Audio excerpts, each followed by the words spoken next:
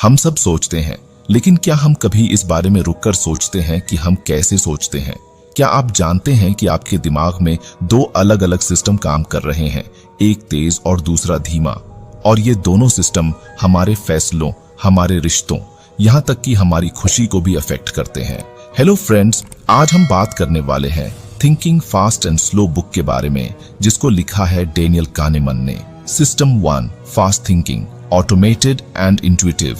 System एक तेजी से और स्पॉन्टेनिटी से ऑपरेट होता है। यह हमारे सोचने का इंट्यूटिव ऑटोमेटिक तरीका है।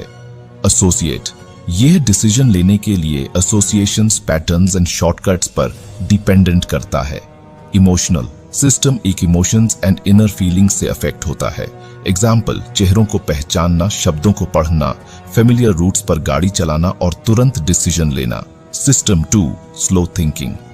सिस्टम 2 हमारी कॉन्शियस डिलिबरेट थॉट प्रोसेस है। यह logical reasoning, calculation and problem solving में आता है। सिस्टम 2 में सिस्टम 1 के कंपेयर में ज्यादा टाइम और कोशिश लगती है। एग्जाम्पल, कॉम्प्लेक्स मैथ प्रॉब्लम्स को हल करना, एविडेंस का इवैल्यूएशन करना और सोच समझकर चूज करना। इंटरैक्शन बिटवीन सिस्टम्स, दोनों सिस्टम्स एक साथ काम करते हैं। सिस्टम एक क्विक रिएक्शंस प्रोवाइड करता है, जबकि सिस्टम 2 जरूरत पड़ने पर कदम उठाता है। सिस्टम एक बायसेस एंड एरर्स को जन्म दे सकता है, खासकर जब कॉम्प्लेक्स सिचुएशंस का सामना करना पड़ता है। कॉग्निटिव ईज के कारण सिस्टम 2 अक्सर सिस्टम 1 पर डिफॉल्ट हो जाता है, जब तक कि कोशिश करके सोचना जरूरी ना हो। याद रखें, ये सिस्टम्स हमारे एवरीडे के डिसीजंस को बनाती हैं, नाश्ते में क्या खाना चाहिए से लेकर जीवन के इंपॉर्टेंट डिसीजंस लेने तक। ह्यूरिस्टिक्स यानी अनुमान मेंटल शॉर्टकट या जनरल रूल्स हैं, जिनका यूज हमारा ब्रेन डिसीजन लेने को सरल बनाने के लिए करता है। वे हमें कॉम्प्लेक्स सिचुएशन से जल्दी से निपटने में मदद करते हैं। एग्जाम्पल, हम किसी इवेंट की पॉसिबिलिटी का असेसमेंट इस बेस पर करते हैं कि हम कितनी आसानी से सिमिलर एग्जाम्पल्स को याद कर सकते हैं। अगर कोई बात आसानी से दिमाग में आती है तो हम मान लेते हैं कि इसकी पॉसिबिलिटी ज्यादा है। हम किसी इवेंट की पॉसिबिलिटी का आकलन इस बेस पर करते हैं कि वह किसी प्रोटोटाइप और स्टीरियोटाइप से कितनी क्लोजली मिलती है। हमारे डिसीजन इनिशियल इंफॉर्मेशन से अफेक्ट होते हैं, भले ही वह इररेलेवेंट हो। जब किसी डिफिकल्ट क्वेश्चन का सामना करना पड़ता है तो हम अक्सर उसे इजी क्वेश्चन से बदल देते हैं और उसके बजाय उसका आंसर देते हैं। हम ऐसी इंफॉर्मेशन चाहते हैं जो हमारी मौजूदा बिलीफ्स की कॉन्फर्मेशन करती हो और इसके कॉन्ट्ररी एविडेंस को नजरअंदाज कर देते हैं। किसी इवेंट के होने के बाद हम इसे प्रिडिक्टेड मानते हैं और इसकी भविष्यवाणी करने की हमारी क्षमता को हाई इंपॉर्टेंस देते हैं। हम अपने जजमेंट्स एंड प्रेडिक्शंस में ओवर कॉन्फिडेंस रखते हैं। हम फायदे के कंपैरिजन में नुकसान से ज्यादा डरते हैं, जिसके कारण हम इरैशनल डिसीजंस लेते हैं। हम चीजों को सिर्फ इसलिए मोर वैल्यू देते हैं क्योंकि वे हमारे ओनरशिप में हैं। हम फ्यूचर के कामों के लिए जरूरी समय और कोशिशों को कम आंकते हैं। सिस्टम 1, फास्ट थिंकिंग, अक्सर अनुमानों पर डिपेंडेंट करता है, जिससे प्रेजुडिस पैदा होते हैं। सिस्टम 2, स्लो थिंकिंग, प्रेजुडिसेस पर काबू पा सकता है, लेकिन कोशिश की जरूरत है। दोनों सिस्टम्स एक साथ काम करते हैं, लेकिन सिस्टम 1 की ऑटोमेटिक रिएक्शंस के कारण प्रेजुडिस पैदा हो सकते हैं। एप्लीकेशन, यह समझना कि अनुमान और प्रेजुडिस इकोनॉमिक डिसीजंस को कैसे अफेक्ट करते हैं। यह पहचानना कि कब प्रेजुडिस रिस्क परसेप्शन को अफेक्ट ही करते हैं। प्रेजुडाइसिस के लिए अवेयर होने से हमें ज्यादा रैशनल चॉइस चुनने में मदद मिलती है। याद रखें, ये अनुमान और प्रेजुडिस हमारे डिसीजंस को आकार देते हैं, हमारे बिहेवियर को अफेक्ट करते हैं और हमारे एवरीडे के जीवन को अफेक्ट करते हैं। उनके लिए कॉन्शियस रहने से बेटर डिसीजंस लेने में मदद मिल सकती है। What is over confidence? Over confidence से मतलब लोगों की अपनी एबिलिटीज, नॉलेज एंड डिसीजंस में सटीकता को ज्यादा इंपॉर्टेंस देने की सोच से है। यह ह्यूमन जजमेंट को अफेक्ट करने वाले सबसे प्रेजुडिसेस में से एक है। एक एग्जाम्पल्स ये है कि कैसे 93% अमेरिकी ड्राइवर मानते हैं कि वे एवरेज ड्राइवर से बेहतर हैं, जो स्टैटिस्टिकली इम्पॉसिबल है। लोग अक्सर अपने एस्टीमेट्स के आसपास 90% कॉन्फिडेंस इंटरवल प्रोवाइड करते हैं, लेकिन सच्चाई इन इंटरवल्स के भीतर 50% से भी कम समय में आती है। टाइटैनिक के डूबने, Chernobyl nuclear accident, space shuttle Challenger और Columbia disasters, subprime mortgage crisis और Deepwater Horizon oil spill जैसी मेजर डिजास्टर्स में ओवर कॉन्फिडेंस को शामिल किया गया है। यह stock market trading, entrepreneurial venture, legal disputes, political bias और यहां तक कि युद्ध सहित डिफरेंट एरियाज को अफेक्ट करता है। राइटर ने अपनी बुक में ओवर कॉन्फिडेंस को appropriately the most important cognitive biases कहा है।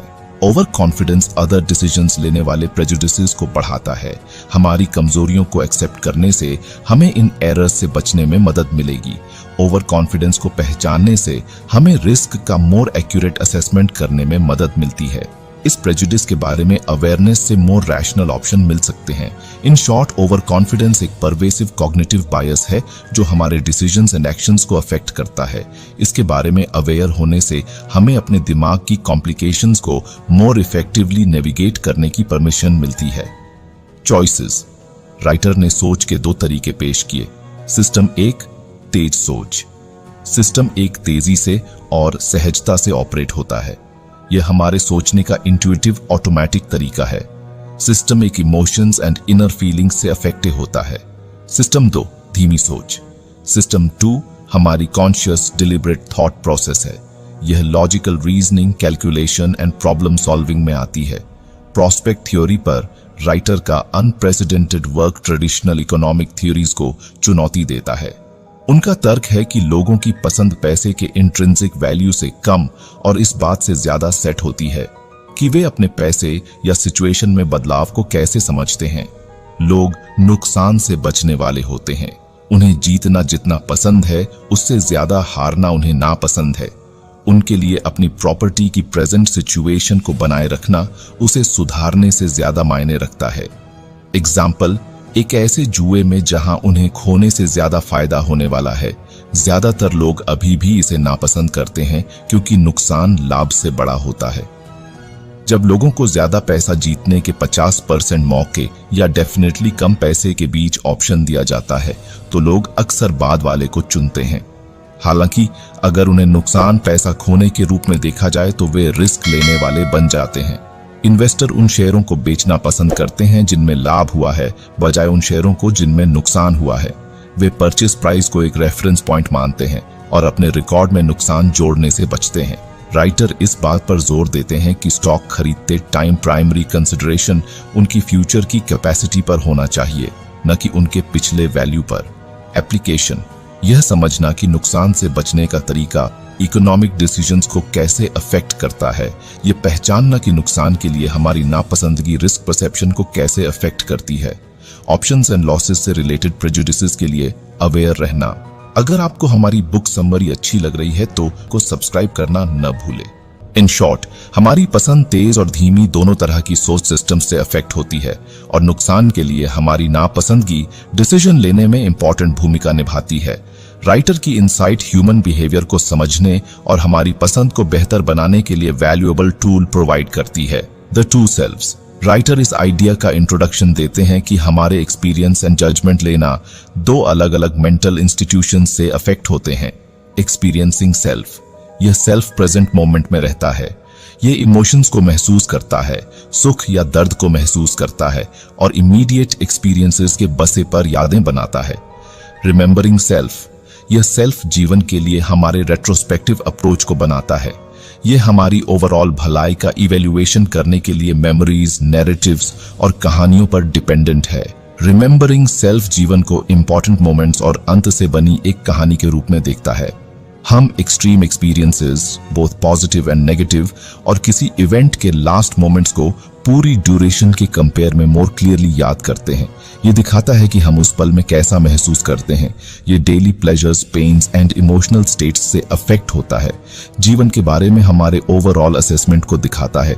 इसे रिमेंबरिंग सेल्फ के थ्रू बनाया गया है, जो इंपॉर्टेंट इवेंट्स एंड नैरेटिव्स पर जोर देता है। हमारा सेल्फ रिमेंबरेंस अक्सर जीवन पर हमारे थॉट्स पर हावी हो जाता है।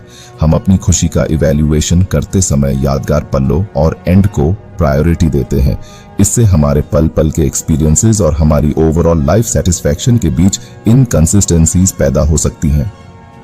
एप्लीकेशन। ये समझना कि हम जल्दी से पॉजिटिव और नेगेटिव एक्सपीरियंसेस के फ्रेंडली हो जाते हैं और खुशी के बेसिक लेवल पर लौट आते हैं। हमारी यादों को आकार देने में एक्सट्रीम मोमेंट्स और अंत के इंपॉर्टेंस को पहचानना।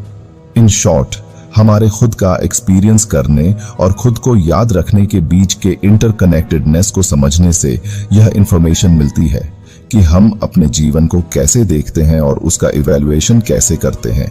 यह हमें याद दिलाता है कि हमारी यादें अक्सर हमारी इमीडिएट फीलिंग्स से ज्यादा हमारे डिसीजंस का गाइडेंस करती हैं।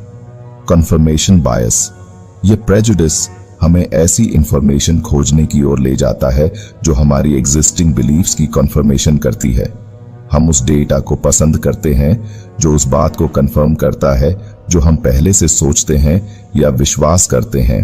फॉर एग्जाम्पल, सिर्फ उन खबरों पर ध्यान दें जो हमारे थॉट्स से मेल खाती हों, जैसे गन कंट्रोल और ग्लोबल वार्मिंग। हमारी राय को रेजोनेट करने वाले सोशल मीडिया अकाउंट्स का फॉलो करना, अपोजिंग व्यू पॉइंट पर विचार करने से इनकार करना। कॉन्फर्मेशन बायस मेंटल रिसोर्सेज के प्रोटेक्शन में मदद करता है और हमारे सेल्फ रिस्पेक्ट की रक्षा करता है, लेकिन यह बैड चॉइसेस को जन्म दे सकता है और खुले दिमाग में बाधा पैदा कर सकता है। इसे मैं ये सब हमेशा से जानता था इवेंट के रूप में भी जाना जाता है। ये बायस इंसिडेंट्स को बाद में मोर प्रिडिक्टेबल बनाता है। हाइंडसाइट बायस अतीत के इवेंट्स की हमारी कमेमोरेशन को डिस्टॉर्टेड कर देता है, जिससे वे वास्तव में होने के कंपेयर में ज्यादा प्रिडिक्टेड दिखाई देती हैं। यह प्रेजुडिस हमें सिचुएशनल फैक्टर्स पर विचार करने के बजाय दूसरों के बिहेवियर को उनके कैरेक्टर इंटरनल फैक्टर्स से जोड़ने के लिए इंस्पायर करता है।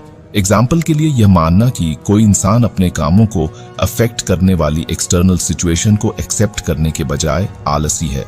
हम डिसीजन लेते समय सबसे पहले मिलने वाली इंफॉर्मेशन पर बहुत ज्यादा भरोसा करते हैं। हम किसी इवेंट की पॉसिबिलिटी का असेसमेंट इस बेस पर करते हैं कि हम कितनी आसानी से सिमिलर एग्जाम्पल्स को याद कर सकते हैं। फॉर एग्जाम्पल, कार एक्सीडेंट्स के कंपेयर में प्लेन क्रैशेस का डर ज्यादा होता है, क्योंकि प्लेन क्रैशेस को मीडिया में ज्यादा कवरेज मिलता है। पॉजिटिव एक्सपीरियंसेस के कंपेयर में नेगेटिव एक्सपीरियंसेस और इमोशंस का हम पर ज्यादा गहरा इफेक्ट पड़ता है।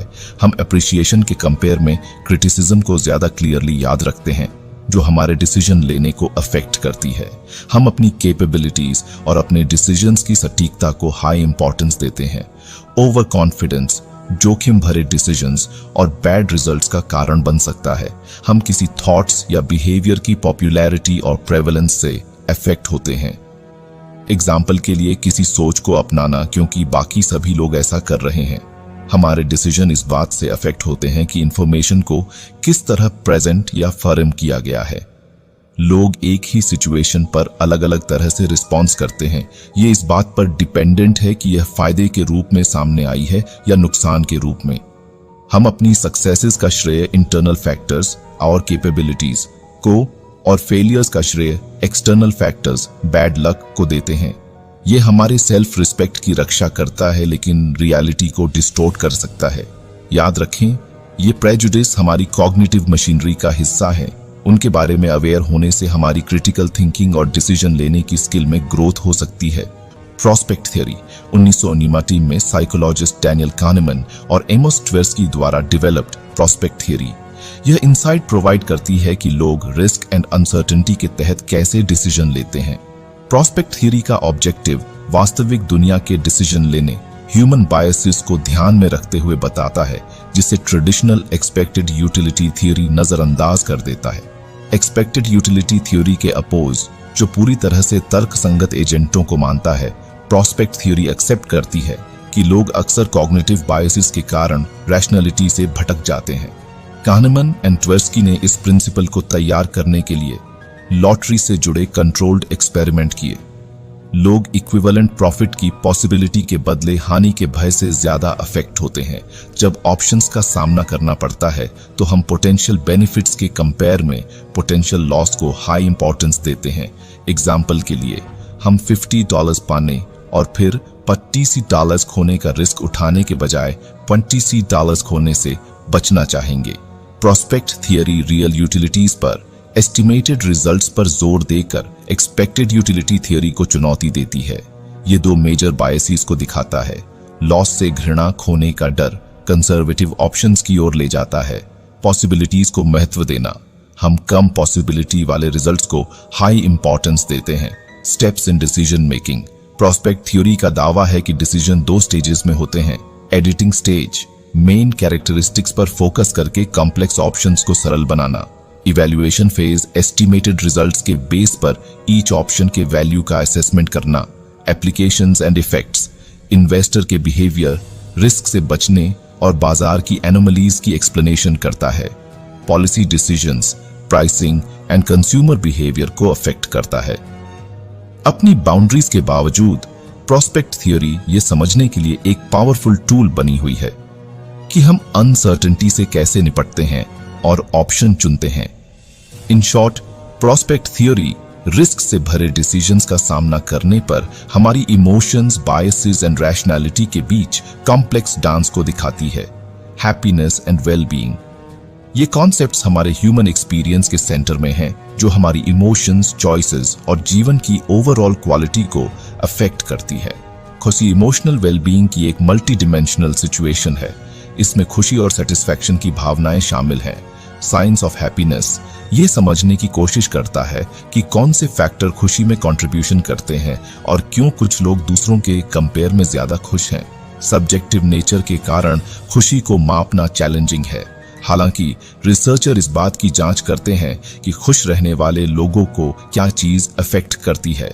एंशिएंट ग्रीक फिलोसोफर्स ने खुशी पर विचार किया। सुखवाद ने खुशी को दर्द पर आनंद की खोज के रूप में देखा।